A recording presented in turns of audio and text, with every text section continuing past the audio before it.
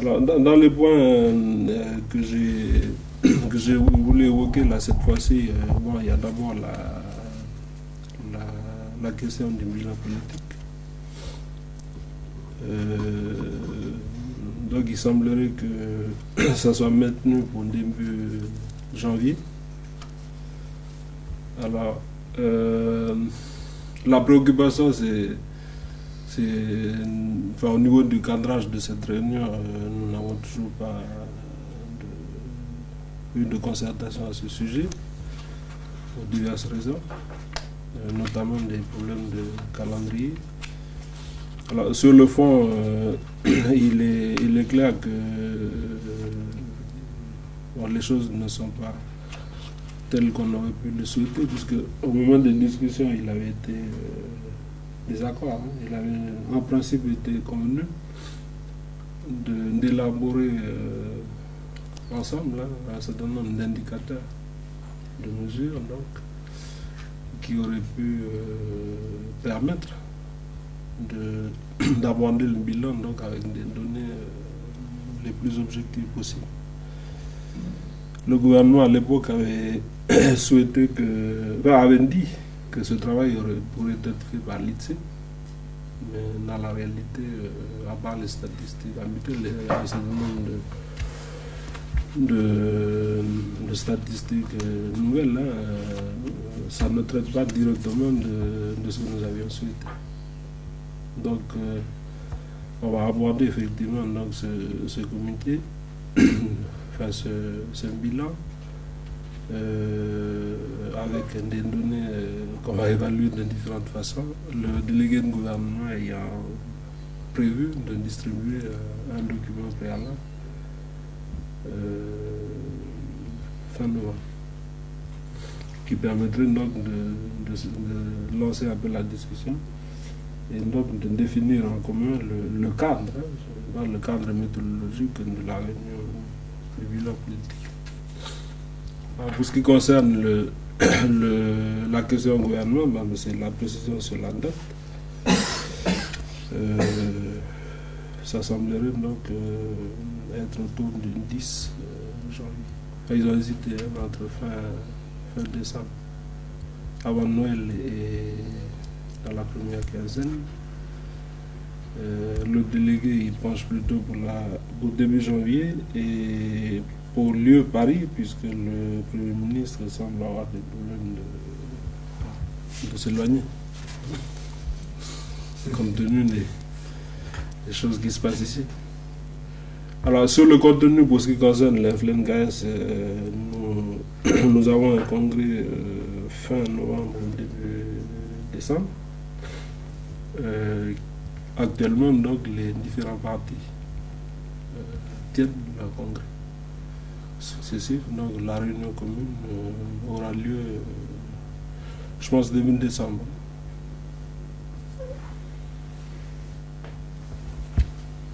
Je reviendrai après sur la préoccupation politique qui se dégage. L'autre point que j'ai évoqué, c'est les contrats de plan. Donc les contrats de plan vont être signés décembre, en principe. Les provinces, donc ici vous aurez les orientations qui ont été dégagées par les provinces, hein, les textes d'orientation sur les contrats de plan qui ont été formulés donc, avant le dernier comité de suivi. Dans les faits, il n'y a pratiquement pas une de négociation réelle hein, entre les élus provinciaux et l'État. Puisque le choix qui a été fait par nos exécutifs, c'est d'attendre hein, les indications de l'État sur les enveloppes, les masses financières. Donc il y a quand même eu des discussions, mais qui se sont plutôt déroulées entre le délégué du gouvernement et le gouvernement. Et à leurs différents passages, les présidents de province ont quand même donné leurs indications sur les priorités. Voilà. Alors donc les masses financières, ce qui m'a été dit là, ont été, semble-t-il, communiquées à dans le même temps qu'on venait ici. Donc moi, je n'en ai pas les éléments plus précisément. Semble-t-il qu'au total, ça tourne autour de 30 milliards sur 5 ans. De quel fonds? CFP. Donc avec la quotité, les codes bas, c'est 50-50. Hein, donc, une moitié en financement État. Et qui se répartissent entre les 3 provinces, donc contrat de plan avec les 3 provinces, avec le territoire et avec la ville de Nouméa, puisqu'il y a un contrat de ville d'1,4 milliard. Je pense que le 1,4 milliard est en plus des 30 milliards. Alors ensuite la répartition donc aux différentes provinces et selon les programmes, je n'ai pas donc pour l'instant les indications précises, puisque donc il y a un an, on a, à partir des commissions d'élus dans les provinces, émis donc nos priorités. L'État a fait ces discussions à partir de ces éléments-là. Et entre-temps, les provinces, les présidents de province ont donné quelques indications. Alors donc la finalisation, malheureusement, elle n'a lieu qu'à partir de maintenant, au niveau des provinces. Alors je ne sais pas au niveau des négociations comment ça va tourner. Comme je suis président de l'association des maires par ailleurs, j'ai indiqué que malheureusement donc, les communes n'ont toujours pas été consultées en 2 mois, alors qu'il nous a été soutenu pendant 2 ans ou 1 an et demi que les besoins communaux pourraient être contractualisés. Donc à l'heure actuelle, il n'y a toujours pas eu de décision.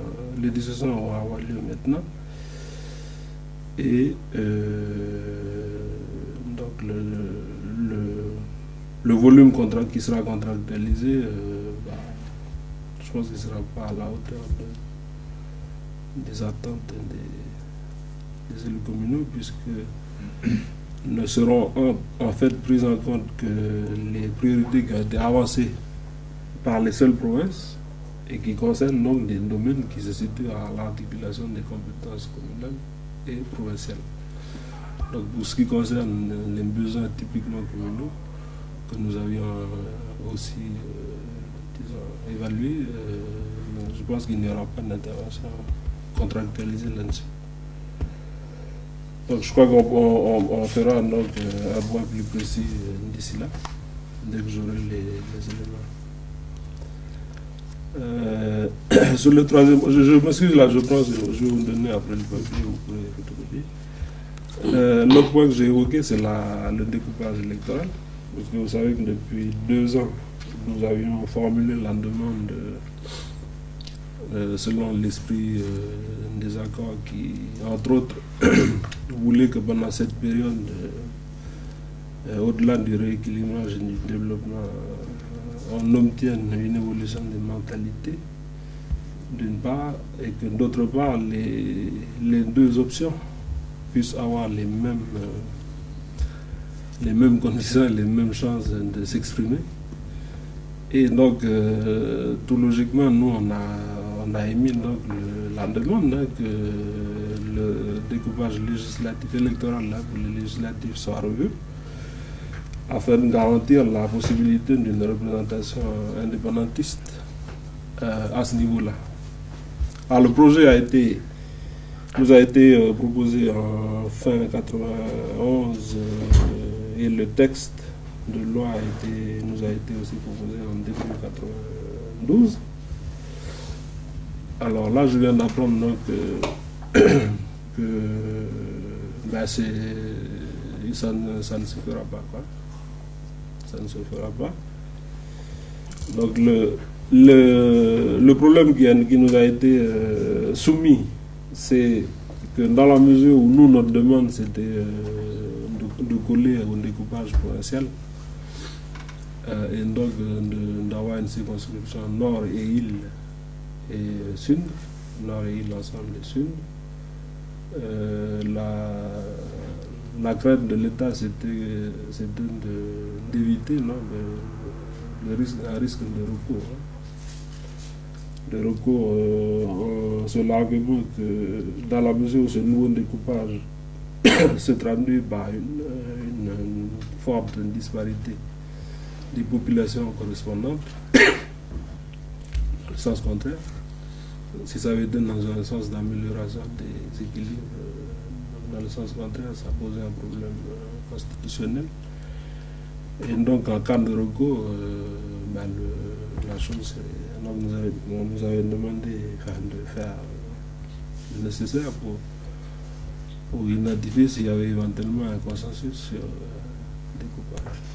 Donc, ce que nous avons fait, aussi bien au niveau parisien qu'au niveau local, et ça n'a pas été fait, malheureusement le texte n'a pas été proposé suffisamment tôt, et maintenant ils craignent de ne plus contrôler rien du tout, parce qu'on ne sait plus qui ils ne savent plus qui obéit à qui, et donc ils pensent que le recours reste un risque probable. Nous, on se contente simplement de... Vous rappelez, Paul, très rapidement, quelle est la situation actuelle du découpage? Alors, le découpage actuel, l'ancien découpage... celui qui est encore valable. L'ancien découpage a été fait, enfin celui actuellement, oui. Il a été fait par Pasqua. C'était donc d'assurer les deux postes au RPC, puisqu'anciennement c'était Est-Île et Ouest. Donc avec ce système, l'ancien, ça c'est l'ancien. Donc avec ce système-là, il y avait toujours une députée de chaque tendance. Donc lui, il a rattaché Nouméa à l'île des Pins et aux loyautés, ce qui convient à noyer les loyautés de Nouméa.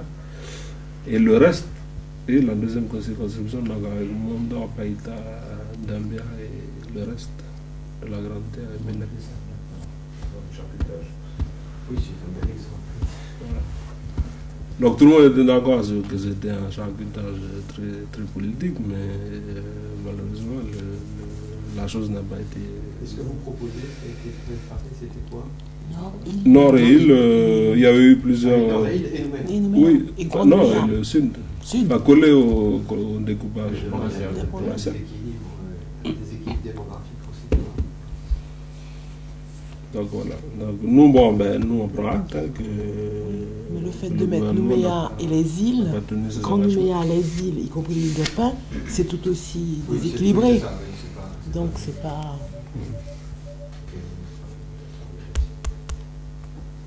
Donc les autres sujets, donc, ce sont des sujets qui concernent donc, des domaines d'intervention de compétences. Hein.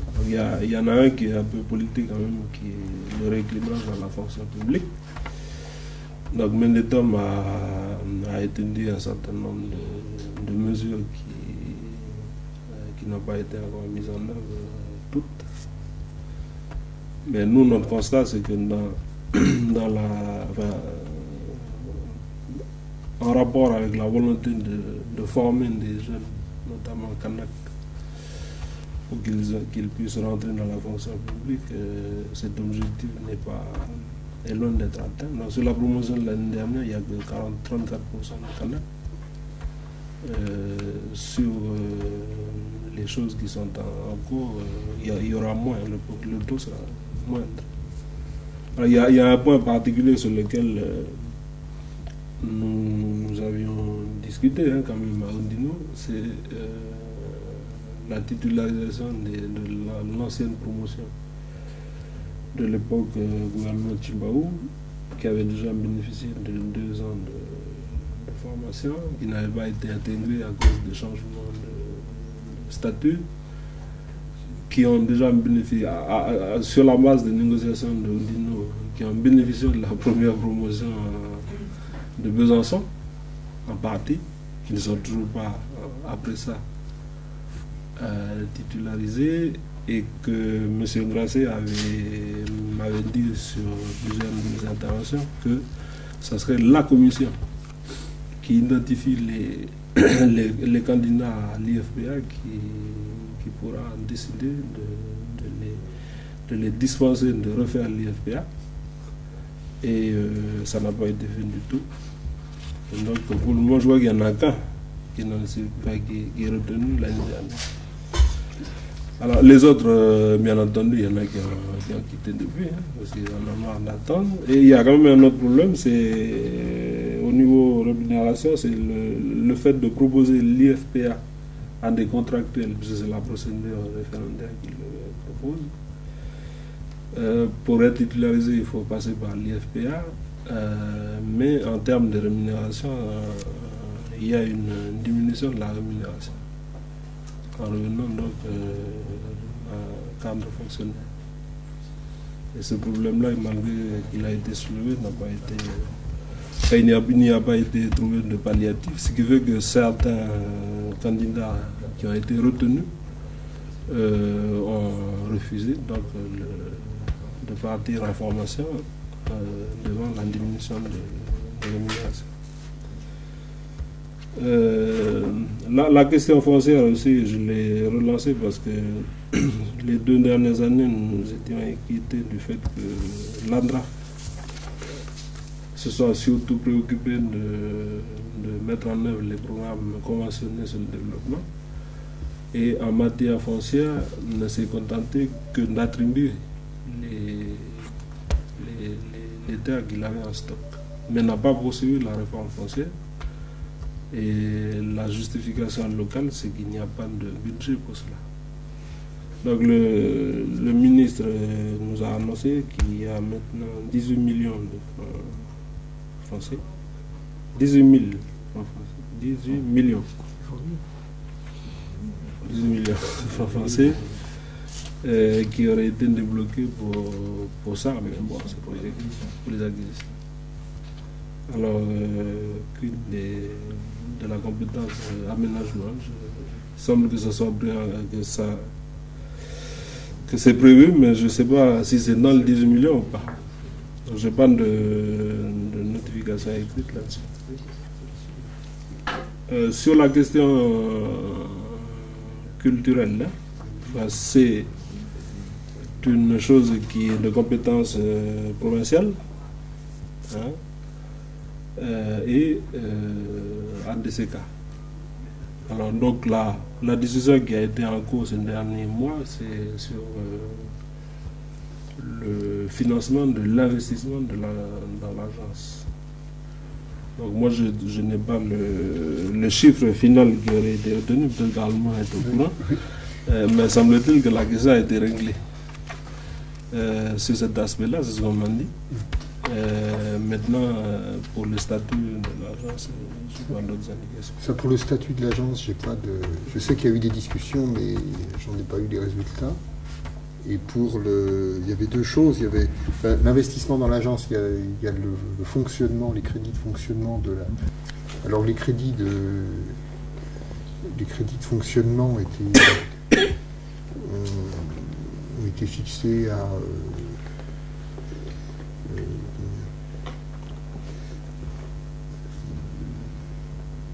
1,5 million. 1,3 million, je crois. 1,3 million, 3,3 millions et les crédits de construction, c'est le chiffre qu'avait annoncé M. Le Pinsec là, en mai, c'était 320 millions de francs. Mais jusqu'à il y a quelques jours, là j'étais pas à Paris ces derniers jours, mais il y a quelques jours, on nous disait que le bleu de Matignon arrivait pour cet engagement de crédit, mais j'ai pas de... Il n'était pas là samedi. Il n'était pas là samedi. Il y a un problème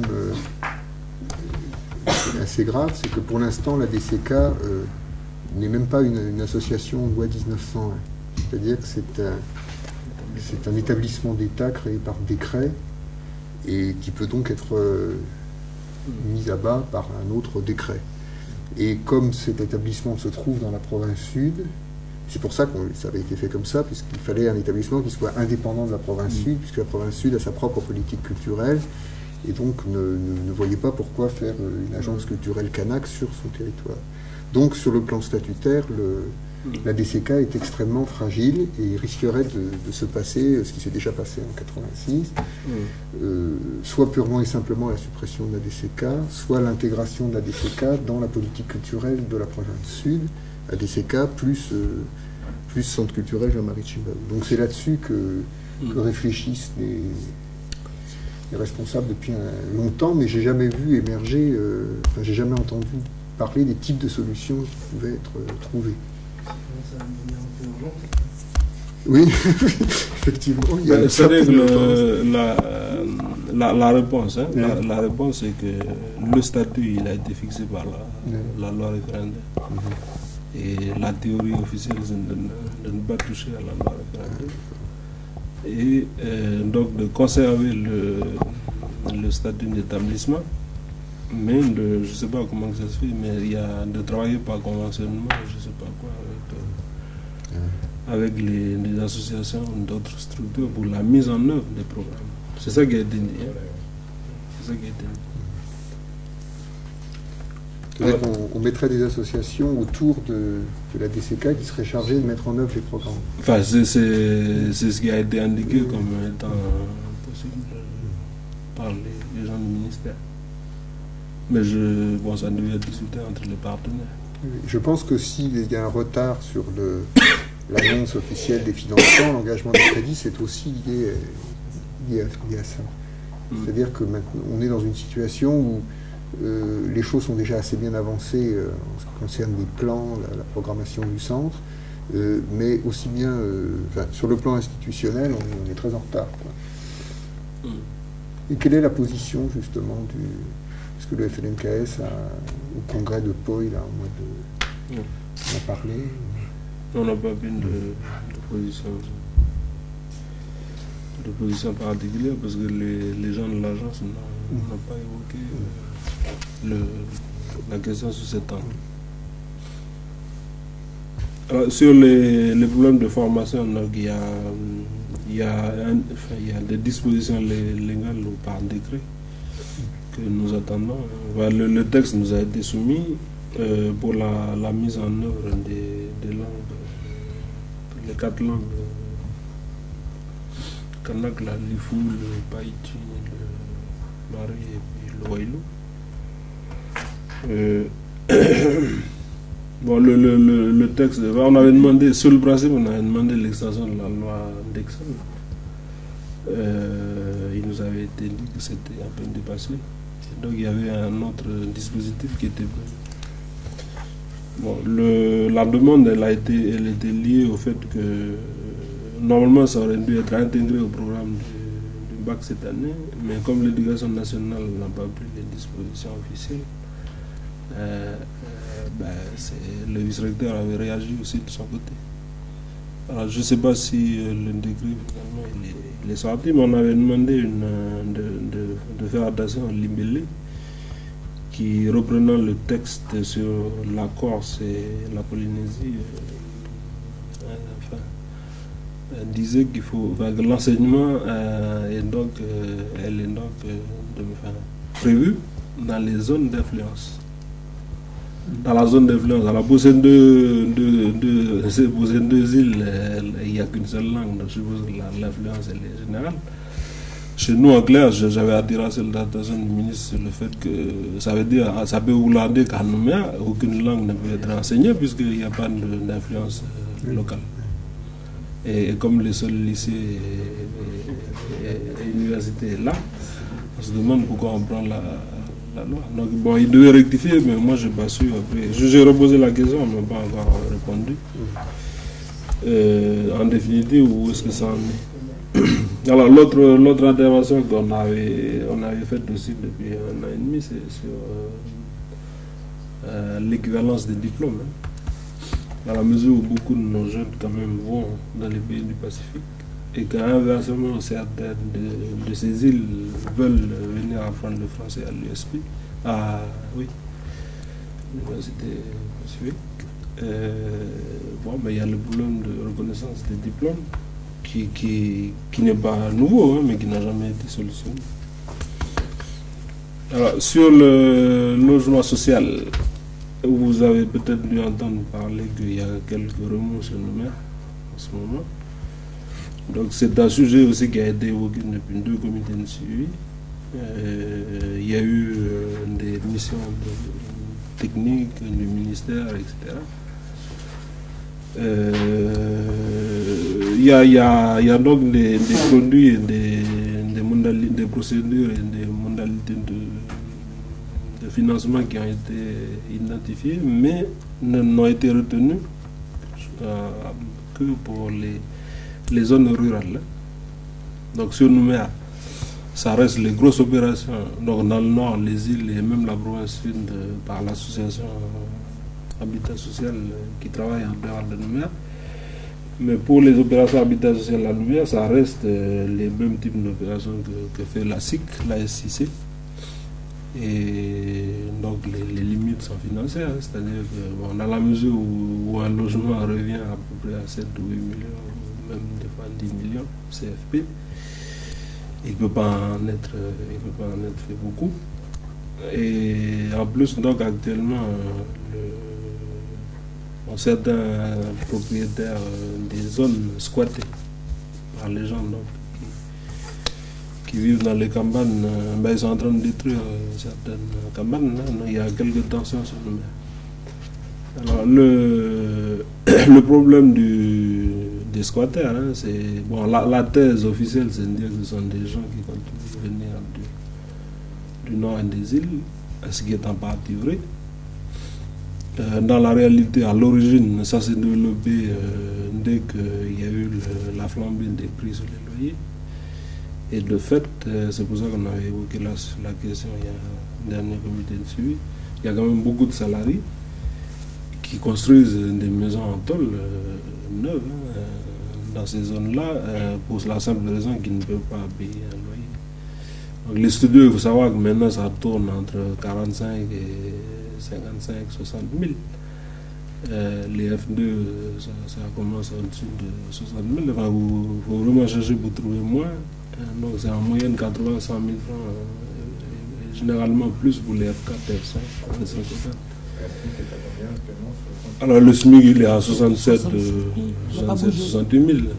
Donc clairement c'est clair. Donc, les gens ne peuvent pas, les SMICards ne peuvent pas payer un loyer. Donc voilà, c'est ça quand même l'origine Ensuite effectivement il y a quand même un mouvement qui vient de l'Ambrousse, mais ce n'est pas nouveau, ça a toujours été les gens qui viennent accompagner leur gosse, ils veulent trouver un travail à Nouméa parce que le gosse va au lycée et ils vont chez les parents.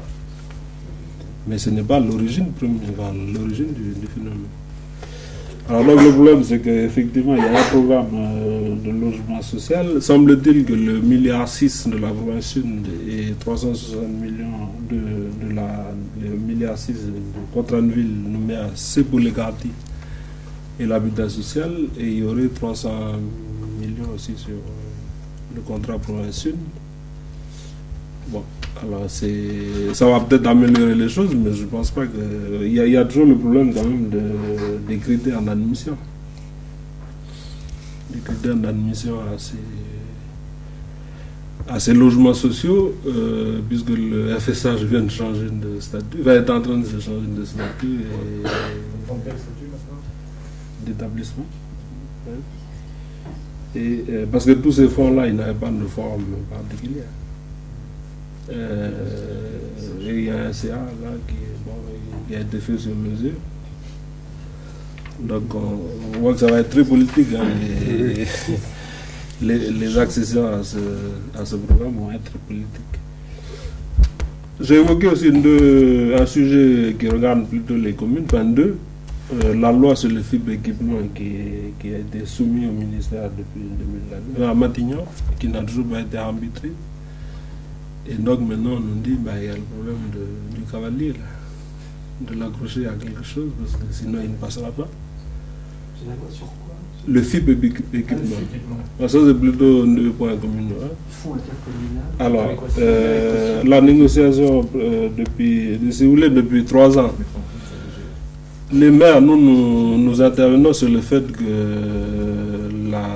le rééquilibrage, le redéploiement des financements publics, en réalité, a été fait sur la même masse. Et il y a eu un redéploiement territoire vers les provinces, mais rien pour les communes. Hein? Donc les sources de financement pour les équipements qu'on avait dans le temps, on les a perdus, puisqu'ils vont dans le pot commun FEPNC. Et qui, enfin, je veux dire, par exemple, pour le Nord, l'année dernière, c'était 60 millions pour 15 communes. Bon, quelques jeux par-ci, par-là, mais c'est des petites enveloppes. Donc, nous, l'insuffisance des moyens, on a demandé une amélioration de la DGF et du FIP fonctionnement. Bon, on a obtenu un peu gain de cause parce qu'on s'est fait appliquer réellement cette fois les 15%. On a demandé une augmentation. Avant, c'était jamais 15%. Donc, d'après nos simulations, le territoire nous doit 2,8 milliards sur les années où ils n'ont pas versé la totalité. Et pour la première fois cette année, on a obtenu le réajustement sur les recettes constatées. Parce que jusqu'ici, c'était sur les estimations. Donc, on a récupéré quelque chose de assez important cette année. Bon, pour le reste, donc, pour ce qui concerne les financements des équipements, le délégué avait proposé donc, de mettre en place un fonds, un FIP équipement, qui bénéficierait aux 31 communes sans Nouméa, qui, elles, bénéficieraient du contrat de ville. Donc, le constat au jour d'aujourd'hui, c'est que pour le contrat de ville, c'est presque sûr. Et pour le FIP équipement, mais il n'y a pas. Je ne sais pas comment ils arrivent à se demander, mais bon, à Matignon, ils disent, mais oui, mais Ménéton nous avait dit que c'était réglé. Ça pouvait se régler sans loi. Ce qui correspond à aucun document officiel. L'autre point communal qu'on a évoqué ici dans le séminaire, c'est l'urbanisme. Que le tribunal administratif vient d'arbitrer, de décider que les communes n'ont aucune compétence en matière d'urbanisme. Parce que la loi référendaire l'a donnée aux provinces et au territoire la réglementation générale en matière d'urbanisme. Mais les maires ont continué depuis 4 ans de délivrer le permis de construire selon les indications du Haut-Saria qui a dit que c'était légal. Alors là, le tribunal vient de trancher une affaire particulière et de prononcer que les communes n'ont aucune compétence en matière de permis de construire, d'urbanisme, de PUD, etc. Alors, dans les 10 jours, bon, ça peut pas. Donc, sur le principe, les maires vont pas protester. Parce que c'est pas faute d'avoir écrit au gouvernement, quand même, on nous a quand même répondu à côté de la question. Mais c'est aussi sur le fait que ça va être politique aussi. Donc la Fleur, dans les 10 jours, a notifié au maire que la province a délégué tous les pouvoirs au président, et le président a notifié au maire que c'est lui maintenant qui est maître de tout ça. Donc, c'est maîtriser quand même le foncier, l'urbanisme, c'est Nouméa et le Sud, et à travers le Congrès, le reste du territoire. Donc là aussi, il n'y a pas de solution encore identifiée. Ils cherchent un cavalier là aussi. Bon, nous, ça fait partie donc, des choses qu'on va faire acter dans notre comité au bilan, dans la mesure où nous sommes intervenus, nous sommes depuis 2 ans sur toutes ces questions. Alors, sur le plan donc, plus général,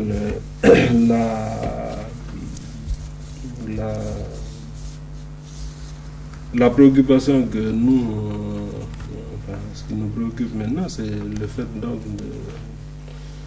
de constater que après les choses les plus légères ou les plus faciles ont été examinées aux 2 premiers comités de suivi, c'est-à-dire la décentralisation administrative, institutionnelle, la mise en place des programmes, des contrats de plan.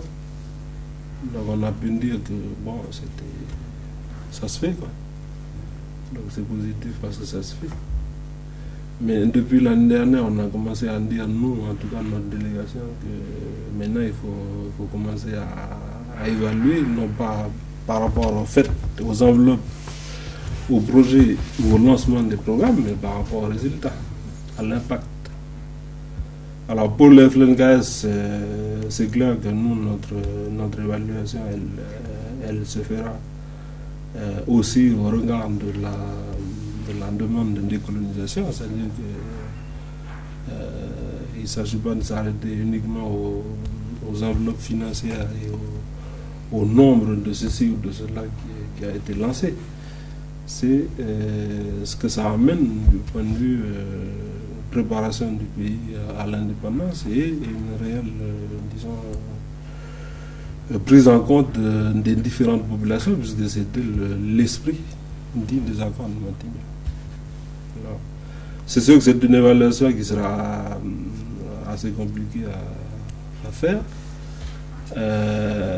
dans le détail, mais globalement, donc, nous, ce qu'on dit depuis un an, c'est que les grands programmes qui touchent aux structures et aux mécanismes coloniaux n'ont pas été seulement engagés, puisque le délégué et le gouvernement attendent d'abord le consensus avant de commencer. Alors, si le consensus, comme on peut le dire, a été facile sur des questions de forme, sur les questions de fond, on peut attendre longtemps. Sur la fiscalité, sur la couverture sociale généralisée, donc sur les problèmes de logique d'intervention sociale au niveau de l'habitat. Oui. Alors, j'ai là quelqu'un de... Il y a le document que le délégué a transmis. Là, donc, ça n'a pas bougé d'un poil. Voilà. Donc, nous, notre demande, ce qu'on va redire, c'est que c'est à travers ces chantiers-là qu'on va voir si oui ou non l'esprit du rééquilibrage est bien partagé par tout le monde, ou est-ce qu'il s'agit seulement d'un habillage. Alors, habillage, pourquoi? Parce que beaucoup de choses se font avaler, avec l'étiquette accord de maintenir au consensus. Mais ensuite, dans la réalité de la mise en œuvre, on voit bien que l'impact n'a pas du tout les effets attendus dans le discours du principe. Donc il y a donc comme cela donc, un certain nombre de dossiers de fond donc, qui ont du mal donc, à être initiés, tout simplement parce que le principe de la concertation et du fait d'arriver à des points dignes de consensus, c'est difficile à trouver quand même sur des dossiers de fond. Donc voilà, ça c'est l'autre limite. Enfin, c'est une des limites que nous... Enfin moi, en tout cas, j'ai déjà développé aux Nations Unies. En délégation française, elle n'a pas beaucoup apprécié. Mais déjà depuis le Jakarta, ils m'ont fait savoir que ce n'était pas les accords. Je vais leur expliquer que les accords n'ont pas porté sur un certain nombre de choses. On avait conservé la possibilité de développer nos objectifs et justement de les faire valoir. Alors, les autres éléments donc on peut déjà indiquer qui apparaîtront, c'est que malgré tout, si il est clair qu'un certain nombre, enfin qu'un processus, disons un processus est a quand même émergé depuis 4 ans, il y a un certain nombre de choses qui se font qui n'ont jamais été faites, des attitudes qui apparaissent qui ne l'étaient pas avant. Nous, politiquement, on doit quand même, disons, attirer l'attention, et nous, ça nous préoccupe, sur le fait que malgré tout, le dispositif de 10 ans ne verrouille absolument rien dans le sens de la décolonisation. Il est...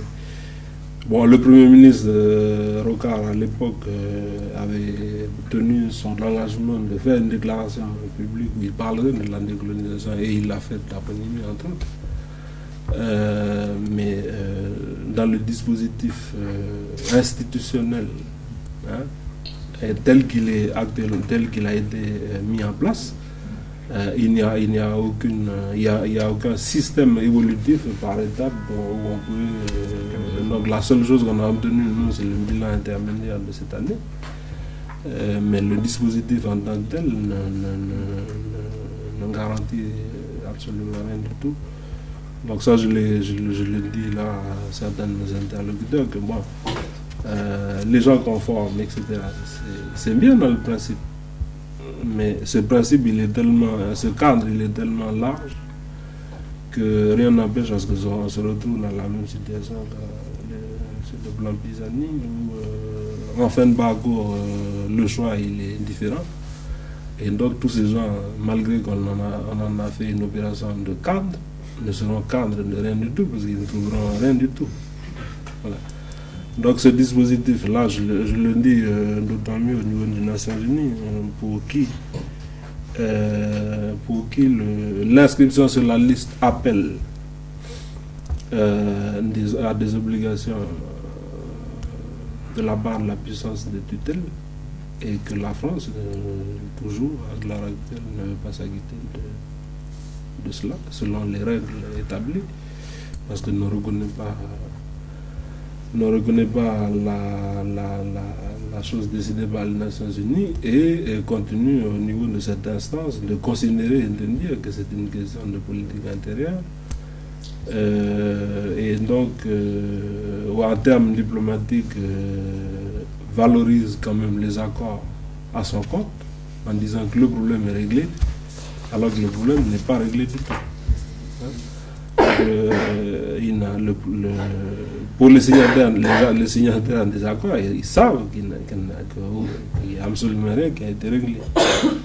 Il y a un dispositif qui est censé préparer à un libre exercice, hein, des opinions et des choix. Dans la réalité, nous, on note que le groupe RBCR ou les groupes d'affaires de RBCR n'ont jamais eu autant la haute main sur l'économie du territoire, que à travers, par exemple, les choses qu'on a évoquées tout à l'heure. Ils contrôlent aussi les mécanismes, les choix, et donc on pourra très bien dire pendant 9 ans accord de Matignon, et au dernier moment utiliser tous ces leviers qu'on a engrangés, hein, pour peser sur le choix. Donc nous on dit que au bout de 4 ans, les deux options n'ont pas les mêmes conditions de libre expression et de libre exercice, et que, concrètement, l'autre option est en train quand même sous couvert des accords de Matignon, de s'assurer la mainmise sur un certain nombre de leviers qu'on peut dissimuler pendant 9 ans, mais qu'on peut très bien utiliser à plein au dernier moment. Alors, moi je dis aussi que côté gouvernement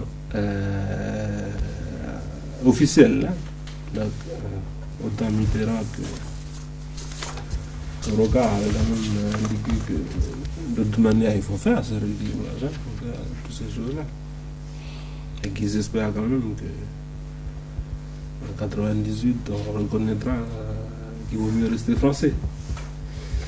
Donc en plus qu'on ne joue pas le jeu des Nations Unies pour lequel la France est aussi membre, moi je dis que ce sont quand même des indices comme quoi il n'y a pas une réelle volonté de rééquilibrage, parce qu'on aurait pu, enfin de décolonisation, parce qu'on aurait pu introduire un certain nombre d'étapes transitoires qui verrouillent la marche vers l'indépendance, comme l'ont fait les autres pays dès lors que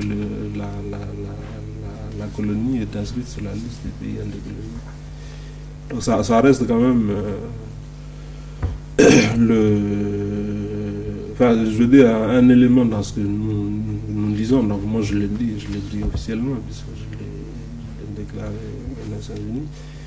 Alors, je terminerai donc par la question du corps électoral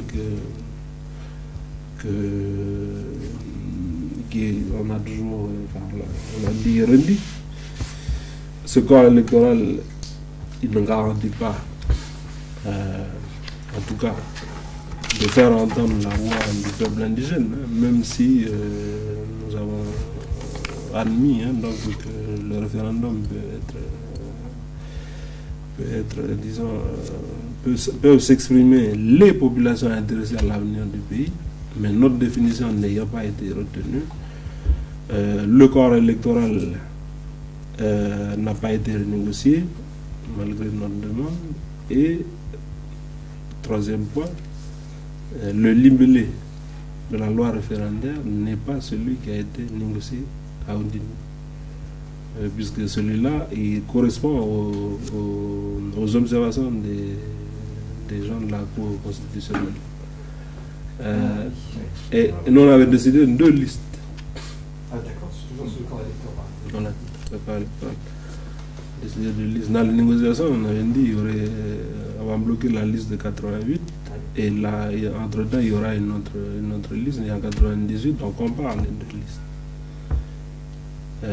Donc on suivrait, donc les nouveaux venus seraient inscrits à part.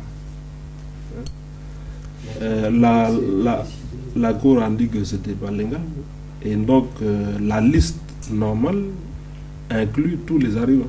Donc, Oui, ils n'auront pas le droit de vote en 90. oui, non, mais l'exercice de l'élaboration, c'est que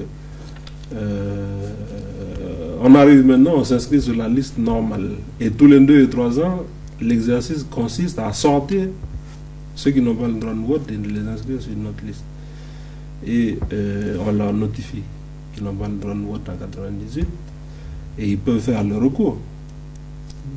Ils peuvent faire le recours pour être réinscrits sur la liste en prouvant qu'ils ont un domicile à Nouméa. Donc si la plupart des recours se font au dernier moment, si, il y a une période de recours qui est ouverte. Pour l'exercice du droit référendaire, enfin l'exercice du droit à l'autodétermination pour 98, ça veut dire que ne pourront voter en 98 que les gens qui étaient là, qui étaient électeurs, si vous voulez, en 88. Donc tous les nouveaux arrivants ne pourront pas voter. Oui, mais ça c'est... Enfin, c'est la théorie, mais c'est... Dans le discours, on expurge. Mais ces gens, ils peuvent très bien faire des recours. La période de recours, elle se passe entre novembre... C'est sur le plan de la procédure, très pratique. Et en Oui, Calédonie, il faut se placer là-dessus. Celle de 88. Elle existe. Elle existe, mais c'est pas celle-là qui va être utilisée. C'est l'autre qui... Non, ce que vous craignez, c'est une magouille, passez-moi l'expression.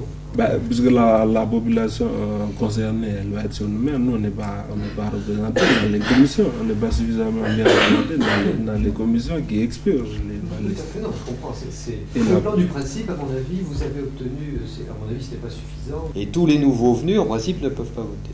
Alors ce que vous dites, et c'est ça que je retiens, c'est important, c'est que au moins que ces dispositions soient effectivement appliquées. Voilà. Et vous craignez qu'elles ne le soient pas.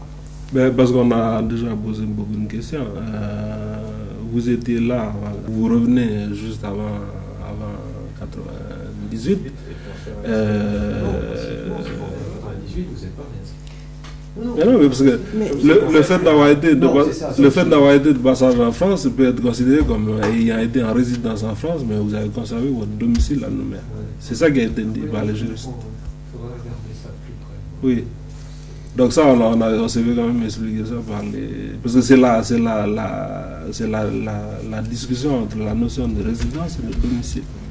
Tout à fait. Qui est... Non, il y a toujours une marge de discussion, ouais. mais bon, effectivement, ça demande à être revu près, certainement. Oui, donc c'est sur Nouméa que ça se passe. Moi, par exemple,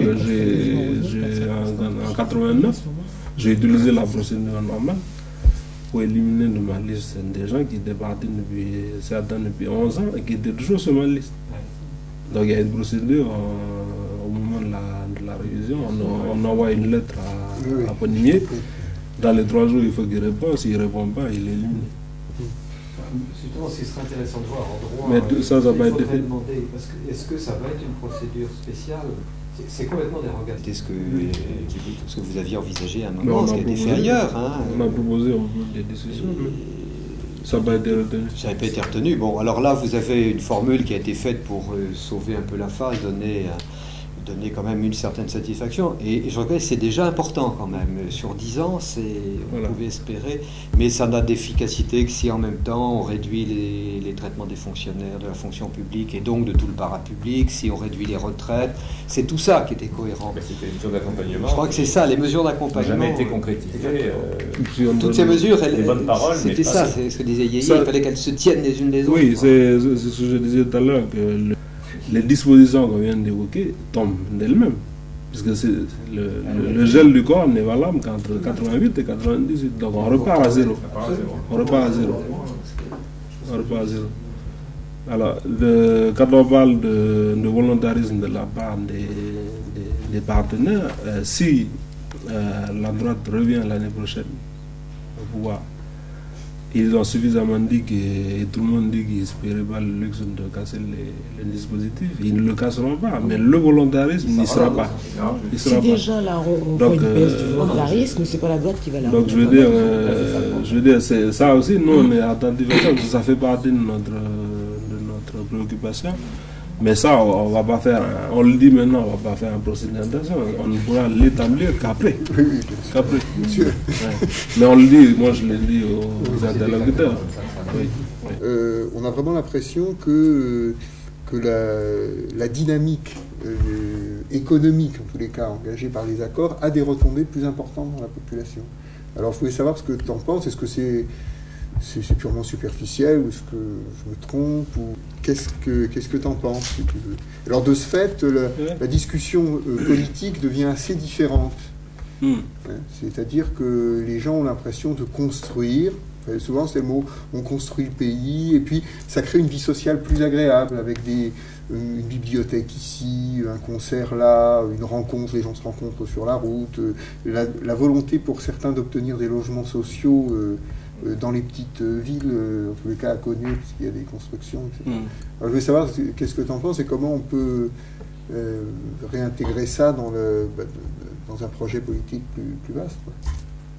Ben, disons que, bon, évidemment, les situations peuvent être différentes d'une commune ou d'une zone à une autre. Je pense par exemple aux îles, il y a quand même des tribus aux îles qui ne disent pas ça du tout. Oui, mais je ne peux pas aller aux îles. Donc il y a quand même d'autres types de problèmes aux îles. Dans le nord aussi, il y a d'autres zones beaucoup moins privilégiées que notre zone à nous. Bon, mais je veux dire, de fait, ce que tu dis est quand même. J'ai dit tout à l'heure qu'il y avait quand même un processus qui est clairement. Bon, il y a des choses qui se font, qui n'ont jamais été faites, des prises en compte qui se font. Ça, c'est clair. Je dis simplement qu'à titre politique, nous, on doit faire un bilan, une évaluation objective par rapport au pourquoi qu'on a signé.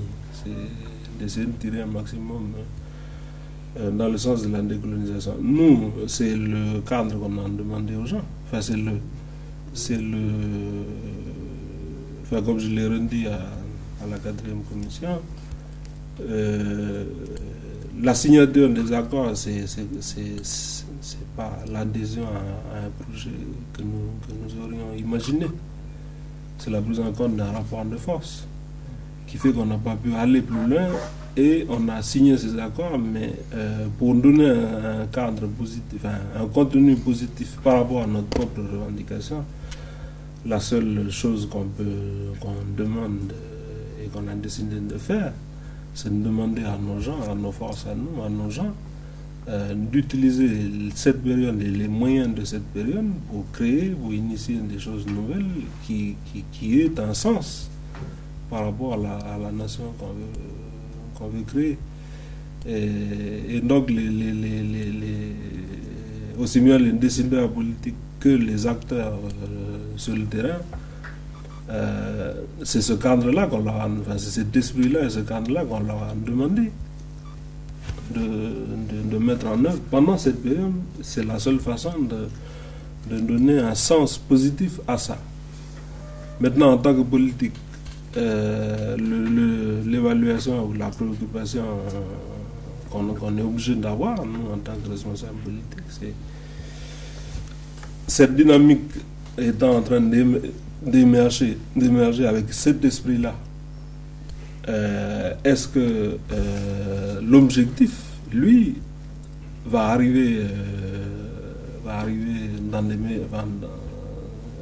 naturellement, normalement?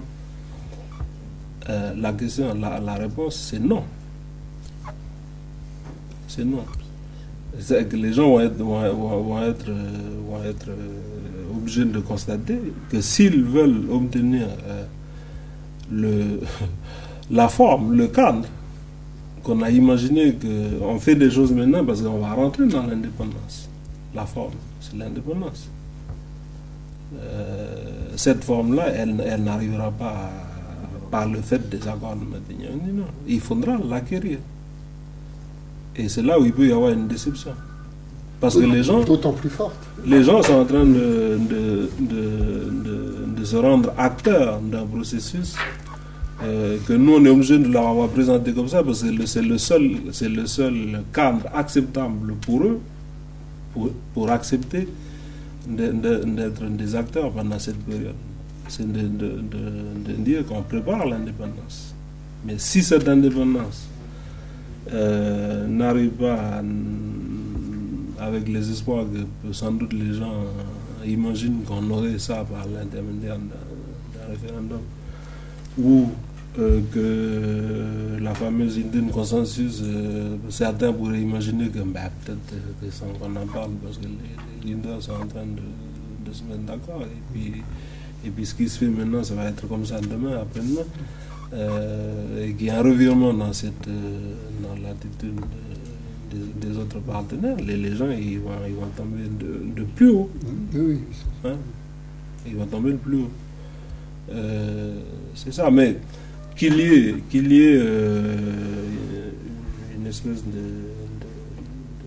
de climat, oui, c'est ça. De dynamique, oui, c'est sûr. Maintenant, est-ce que tout le monde y participe?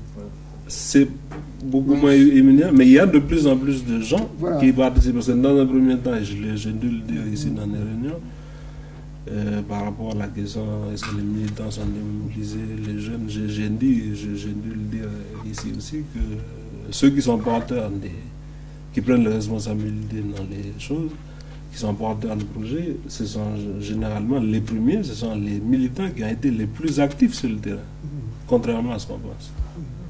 Donc ils se sont investis dans un domaine parce que c'est les politiques et les militants donc politiques qui ont donné le cadre. Donc ils ont donné l'exemple. Bon, maintenant il y a plus de gens qui disent bon, ben ça se fait, donc on peut y aller. Mais tout le monde n'y est pas encore. Oui, je pense. Et donc il y a alors je ne dirais pas qu'ils sont aigris, mais je veux dire, il y a quand même encore une masse importante de nos gens qui sont encore sur une position attentiste. Et puis il y a les éternels mécontents, oui, non, qui existent dans toutes les sociétés, quelles que soient les choses. Mais je veux dire, il y a effectivement, moi je réponds oui, il y a un processus, parce qu'on le voit, nous, au niveau communal, on le voit. Mais c'est le... Connaît, c'est pas un peu privilégié comme lieu, parce que bon, c'est... Oui, je veux bien le croire. Si on prend peut-être Bélep, c'est moins... Oui, c'est ce que je dis. Oui, mais Koné ne peut pas être transposé partout, même à Bonimi. Mais à des degrés divers, dans la plupart des zones, il y a des choses qui sont là. Mais nous, en tant que politique, on dit que les gens essayent de se placer dans cet état d'esprit, mais parce que nous, on leur dit, on prépare l'indépendance. Mais même avant 98, en 93, est-ce qu'il y aura toujours le même volontarisme? Alors, il sera difficile de dire aux gens, comme j'ai déjà vécu ça avec les autres collègues, à l'époque des régions, où on a fait la même chose et les gens étaient en train de s'immiscer. Et ils font ils sont là, ils discutent avec nous des projets, ils sont prêts à parler. Et nous, on est obligé de leur dire, maintenant, le gouvernement, il a verrouillé les choses. Il faut qu'on va voir les ONG, il faut qu'on va voir les militants pour nous soutenir. Et bon, il y a le temps aussi pour intégrer ça, et puis il y a l'explosion. C'est des processus qu'on connaît déjà. Mais nous, en tant que politique, on se doit et on s'est fixé comme tâche à chaque phase de lutte et tenant compte des types de moyens qu'on choisit, de se mettre toujours dans un cadre, dans un esprit positif par rapport à notre propre revendication, parce qu'il n'y a que nous pour le valoriser. Donc on l'a dit à Matignon, à Ondino, je l'ai répété une fois c'est ce que Jean-Marie avait dit. Autour de la table, vous êtes tous des affairistes, ou des fonctionnaires, ou des gens. Nous, on n'est pas solvables. Il n'y a qu'un seul salarié parmi nous. Donc, nous, notre engagement, c'est que la conviction, parce que les choses positives qu'on pourra engranger pendant ces 10 ans, ce sont les choses qu'on obtiendra à partir de maintenant, mais ce n'est pas un capital qu'on a déjà. Mais vous, votre capital, c'est l'acquis qui, lui, est en sens inverse. Donc, pour aller dans le même sens, nous, on doit tout conquérir, et vous devez avoir l'esprit de partage, si vous ne l'avez pas. Mais si vous pouvez très bien décider maintenant qu'on arrête maintenant, parce qu'on n'est pas solvable. Selon vos critères à vous. Ben, ça reste vrai. Donc c'est ça, je veux dire, nous, pour y aller, on est en tant que militant, on demande à nos gens, mais si on veut avoir quelque chose de positif pour l'indépendance à 98, c'est ce qu'on aura obtenu, parce que le système là, et les autres partenaires, il n'y a rien qui prouve qu'ils vont nous aménager Oui, alors là, justement, je peux faire une remarque moins positive que celle une espèce d'observation que j'avais faite comme ça dans la zone de Koné, c'est que par contre, de l'autre côté, j'ai eu l'impression que du côté, disons, anti-indépendantiste, les positions étaient toujours les mêmes. Sinon, pire. Sinon, tu sais, je suis les anecdotes m'ont fait sentir que... C'est-à-dire que ce qui est malheureusement, c'est que pour prendre les décisions sur un certain nombre de choses, la remarque, je ne sais pas si elle est objective parce que je ne peux pas être tellement objectif en parlant des autres, mais disons que moi je perçois que eux, le discours c'est souvent un habillage, hein, et nous c'est une revendication, mais eux c'est un habillage pour faire passer la pilule sur un certain nombre de choses, mais à certains moments on voit les choses traverser la peau des gens et leur figure et leur parole, malgré eux, dans des débats. La chose qui s'est passée le jour à la province sud, c'est significatif.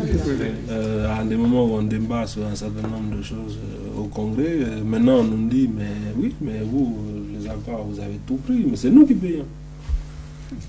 C'est nous qui payons. Mais il fallait dire depuis le départ qu'il ne fallait pas. C'était évident que le rééquilibrage, il ne peut pas être fait comme ça, sans ça. C'est ça, je veux dire. On voit quand même que c'est viscéral. Hein. Bon, alors, c'est peut-être humain aussi. Hein. C'est humain, il faut peut-être... Non, c'est viscéral. Mais le problème, c'est que... Ben, moi, à la question qui me posait souvent, je suis obligé de dire que moi, j'ai pas beaucoup de vis-à-vis qui m'est convaincu qui sont dans l'esprit des accords. Je veux bien dire que la fleur a montré sur un certain nombre de faits qui voulait respecter ses engagements, mais objectivement, il s'est assuré la contrepartie. Hein, ça c'est clair. C'est pas gratuit non plus. C'est pas un don. Il a fait des gestes dans le cadre de l'équilibrage, mais ils ne sont pas gratuits. Hein, et il engrange derrière. Donc en plus, je suis politique. On peut dire que c'est pas objectif, mais moi c'est mon observation, je l'ai dit. Hein. La fleur n'est pas contente. On dit on est des acteurs. Hein. chacun à sa place. Et on n'est pas là pour parler à la place de l'autre. Nous, on n'accepte pas non plus que les RPC viennent donner des leçons au gouvernement. Chacun est... bon, on a mis ensemble une espèce de plateforme minimale, mais ensuite, à l'intérieur de ça, qu'est-ce qui se passe? Et maintenant, de plus en plus, le mot compromis disparaît et il n'y a plus que le mot consensus. Comme si les accords d'admission avaient été un consensus au sens, comme tu le disais, au niveau du fond, quoi. C'est pas tout le monde qui le dit. Pardon? Je dis, c'est pas tout le monde qui utilise le mot... Non, mais je parle pas tout le monde, non, mais je veux dire, il y a une sorte du côté du gouvernement, sans doute... oui, il y a... Oui, c'est ça. Or, la décolonisation ne peut pas être arbitrée par le colonisateur, il doit être mis en œuvre par le colonisateur. Sous la pression c'est la différence. Donc, si ce processus est un processus de décolonisation, il faut être acteur, il faut être... alors, il y a des choses à bousculer. Bon, mais dans la mesure où on s'est trop enfermé dans le discours dit du consensus ou de je ne sais pas trop quoi, d'accord, il arrive un moment où on s'est auto-limité. Donc, malheureusement, on est dans cette...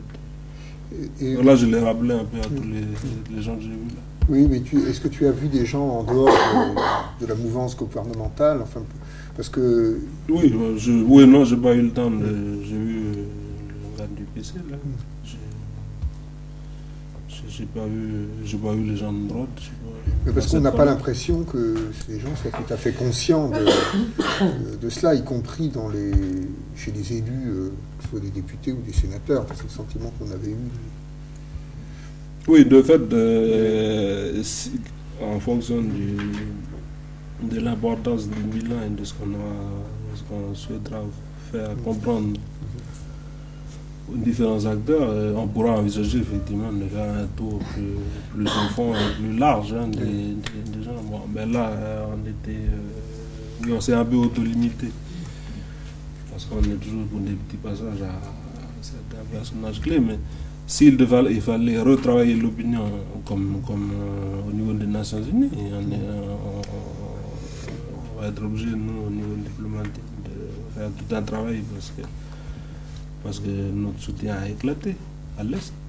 Donc il faut revoir tous ces pays-là, il y en a 20, je ne sais pas combien, et puis les autres, que entre-temps la France a bien travaillé au niveau diplomatique. Donc nous... c'est ce que je dis aux Français là, du consulat d'Indonésie, là-bas, quand on a débattu là-bas. Je dis, de toute façon, vous, les accords, vous en profitez. Et nous, on n'a pas aux moyens, et nous, on mesure chacun de son côté le travail à faire. Bon, c'est la réalité. Aujourd'hui, ça pourra être utile, effectivement, de revoir des gens. Non, c'était pour savoir leur sentiment, mais beaucoup de même... Là, je n'ai pas vu, personnellement, donc là, j'ai vu les deux partis officiels de gauche, et puis j'ai vu les gens du ministère. Mais je n'ai pas eu le temps de faire plus. Parce qu'au niveau... parce que ce qui avait été frappant, c'était quand même ce qui était ressorti le plus, à mon sens, de la rencontre avec Rocard, c'était de dire l'État a fait son devoir, il a créé un cadre propice à l'entente entre les communautés, maintenant c'est aux communautés de se débrouiller entre elles. Donc vraiment ce que tu disais sur l'État arbitre, là c'était dit d'une façon extrêmement nette, bon, et conforme à l'idée que Rocard avait rappelé qu'il souhaitait que la Nouvelle-Calédonie reste dans la République, quoi. Mais et même avec un discours supplémentaire qui était de dire maintenant, quasiment c'était la société civile, les ONG, bon allez-y quoi, enfin, on a besoin de vous. L'État il a fait tout son devoir, il donne de l'argent, il a créé le cadre et il donne de l'argent. Maintenant c'est aux acteurs locaux, et puis vous, si vous français d'ici, si vous voulez faire quelque chose, bah, c'est dans la logique un peu ONG quoi, ce qui est d'ailleurs pas du tout à négliger. C'est un peu court comme position gouvernementale, comme stratégie politique pour le gouvernement. Le centriste, bah, sur les questions de décolonisation proprement, il y avait une réelle... C'est-à-dire qu'on lui a fait prendre conscience s'est engagé sur rien. Oui. Il a simplement dit que la politique des accords de Matignon serait soutenue par le bloc centriste, c'était une chose, mais il a été étonné quand on lui a fait la démonstration un petit peu de ce dont on vient de discuter, enfin, que le cadre actuel ne pouvait pas produire une solution durable et satisfaisante et faire aboutir les revendications principales du peuple kanak. À ce moment-là, il a eu l'air très étonné. Et il a dit, mais moi je pensais que tout ça était réglé. Alors, comme il est peut-être, je sais pas, il était très honnête, il a dit, bon, mais je prends note, je serai en mesure d'avertir mes collègues au moment où il faudra, n'oubliez pas de m'envoyer les dossiers, etc. Mais il a eu l'air très surpris, parce que, en fait, il était le reflet, son attitude était le reflet de l'opinion moyenne. Là, j'étais avec des collègues, là on a parlé de Nouvelle-Calédonie, avec des gens bien informés, des gens de gauche qui lisent les journaux, etc. Et beaucoup d'entre eux sont persuadés que c'est un processus qui mène inéluctablement et dans la paix à l'indépendance. Mais la situation n'est pas différente sur le plan international. Et beaucoup pensent avoir, de gens qui ont voté oui au référendum, pensent avoir voté oui à l'indépendance. Oui, je crois que c'est la coopération, soit de la mauvaise foi aussi, parce que je veux dire... C'est-à-dire que comme il n'y a pas eu de campagne pour ce référendum et que rien n'a jamais été expliqué, les gens ont voté oui à la poignée de main entre Lafleur et Tshimbaou. Mais ils croient à l'indépendance ou plutôt que la paix est rétablie, que tout va bien dans Qui ça les Français. Les Français, oui, je crois que... Pour la plupart, c'est... Je crois que... persuadés que la Calédonie va évoluer vers un... Non, etc. Alors, ils sont très étonnés quand on prend le temps d'en décortiquer. Hein. Ils sont très étonnés parce qu'ils croyaient que c'était en 88. Oui, quelque chose comme ça. Ils pensaient qu'en 88 avait été déjà engagé l'indépendance. Voilà, je dis qu'au niveau international, la situation n'est pas indifférente, puisque la diplomatie française dit à tous les pays, mais la question est réglée. Oui, mais je crois que parce que quand on parle de référendum à des gens qui sont à l'ONU, pour eux, référendum, c'est référendum pour accéder à l'indépendance, parce que c'est ce qu'ils organisent dans le cadre des Nations Unies, c'est ça. Et pendant les 10 ans, le pays, et la puissance de tutelle indique au comité ce qu'elle met en œuvre. Et donc, effectivement, la France ne le fait pas normalement, mais glisse les éléments sur les comités de suivi. Moi, j'ai lu un peu le rapport, mais il n'y a que des citations de ce que dit le ministre, mais il n'y a pas ce qu'on dit, non. Oui. Donc, nous, ce qu'on dit, c'est ce qu'on vient de le dire directement, mais il y a donc une utilisation diplomatique de la chose. Donc, bon, effectivement, on a remonté un peu la chose depuis 2 ans. On a rétabli un peu les choses. Mais je veux dire, au niveau interne comme au niveau extérieur, c'est ça, la situation qui dicte. J'ai 2 questions à vous poser. Et dans ce cadre-là, est-ce que vous parvenez à faire avancer des choses? La question, c'est pour le contenu de la question, comment ça va être libellé en... Est-ce que dans la question, l'indépendance sera mentionnée ou pas? Enfin, est-ce que ce genre de choses-là sont déjà connues? Non, il n'est pas connu. Nous, moi, c'est le travail que je fais depuis 2 ans au niveau du forum, de faire de lance du mouvement non aligné. Je fais adopter une résolution là. Et puis à l'ONU, là, qu'on pose la question ensemble, là, puisque la France convainc les gens à l'ONU qu'un certain nombre de pays qu'il va organiser un référendum. Donc je demande que le principe soit mis en œuvre, c'est-à-dire que aussi bien nous que les pays demandent, donc c'est quoi la question qui sera posée? Parce que cette question, elle n'a pas été réglée par les accords. Donc nous, on va l'introduire là dans les discussions tripartites, mais on parle d'un référendum, c'est un mot. C'est un mot, mais il n'y a aucune des dispositions concrètes qui soit connue. Donc la seule qui est un peu initiée, c'est la chose sur le code électoral. On a vu les limites tout à l'heure, mais pour les autres éléments, il n'y a pas. Et puis d'autre part, au sujet de la pression internationale, vous avez politique qui se développe tant au niveau international par l'ONU qu'au niveau régional du Pacifique, par rapport à le fer de lance, le forum, etc. Est-ce que vous ne pensez pas, par rapport à la situation en métropole, que les plus grands poids de l'Europe pourraient être un élément positif pour vous, dans la mesure où les autres pays européens sont certainement moins intéressés au maintien de la situation coloniale en Nouvelle-Calédonie? Enfin, en tout cas, moi, c'est un des éléments un des arguments que je développe, de dire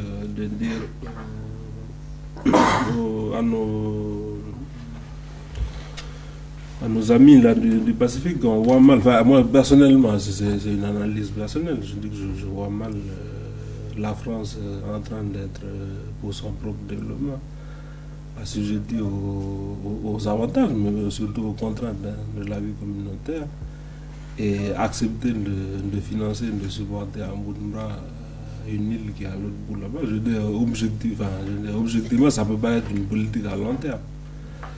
Donc il est plus logique d'envisager que la Nouvelle-Calédonie, dès aujourd'hui, prépare l'indépendance et s'intègre dans son environnement naturel, c'est-à-dire le Pacifique. À tout point de vue, c'est plus logique. Donc on voit mal, enfin je ne sais pas, à moins que l'impérialisme français reste, je vois mal objectivement l'économie française continue à supporter en bout de bras cette situation. C'est un peu ce que nous demande les APCR. Le trouble du consensus est de prolonger la durée, ça on a quand même compris, avec les mêmes avantages que maintenant. Mais est-ce que la France, objectivement, a les moyens? Enfin, moi, je dis simplement que les Européens n'ont pas voté pour nous, pour la réinscription.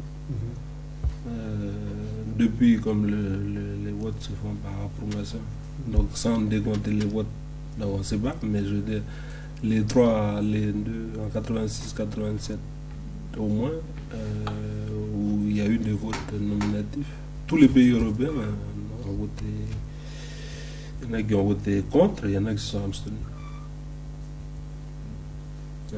Donc, on les a vus, on a vu les pays nordiques, on a vu tout le monde. Mais, ça, c'est tangible. Alors, l'argument, c'est nous, on est solidaires entre nous, quoi, aux Européens. Bon. Donc, c'est pas évident du tout, mais je ne sais pas si la conjoncture actuelle est différente. Parce que moi, je viens de retourner à l'ONU depuis 1987. Je n'ai pas d'indication intermédiaire.